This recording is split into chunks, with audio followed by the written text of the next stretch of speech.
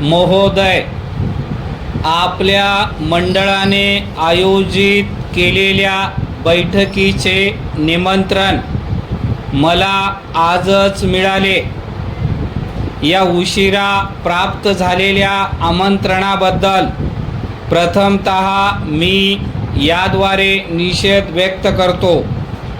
या बैठकीचे आयोजन 10 मे रोजी निश्चित केलेले असून त्यावेळी प्रवासी वाहतुकीप्रमाणे माल वाहतूकसुद्धा आपल्या मंडळाने हाती घेणे योग्य आहे की नाही याबाबत विचार होणार आहे. याच विषयाच्या अनुषंगाने बैठकीस मी उपस्थित राहावे अशी आपण विनंती केली आहे.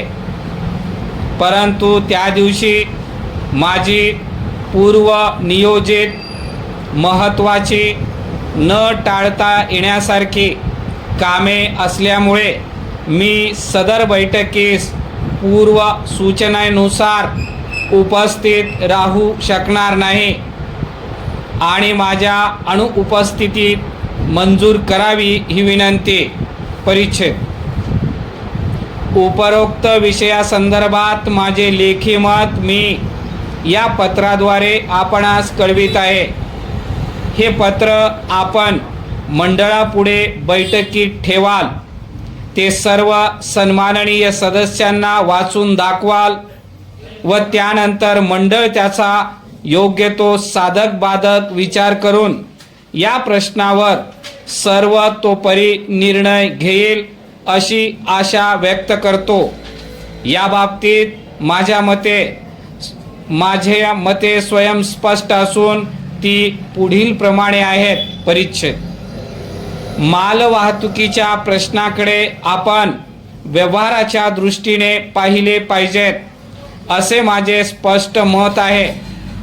कारण माल हा निरनिराळ्या ठिकाणी पडलेला असतो व तो वेगवेगळ्या ठिकाणी पोहोचता करावयाचा असतो.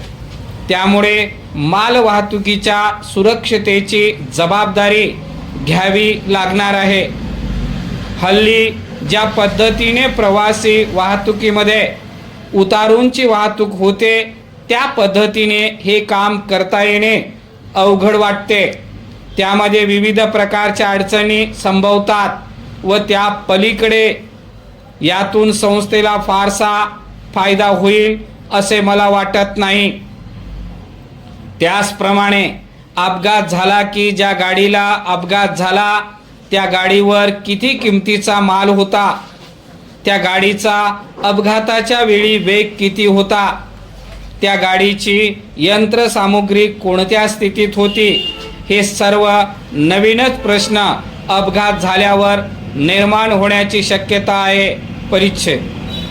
तसेच माल वाहतुकीचा सर्व व्यवहार मंडळाच्या पारदर्शी कारभाराच्या दृष्टिकोनातून फार गुंतागुंतीचा व जिकिरीचा आहे व हे काम करणे काही सोयीस्कर नाही. तसेच या व्यवहारात अमुक इतकाच निव्वळ फायदा होईल असा अंदाजही काढता येणार नाही. तेव्हा हा कारभार मंडळाने आपल्या हाती घेणे शहाणपणाचे होणार नाही. या मताशी मी ठाम आहे. माझ्या मतांचा विचार व्हावा. आपला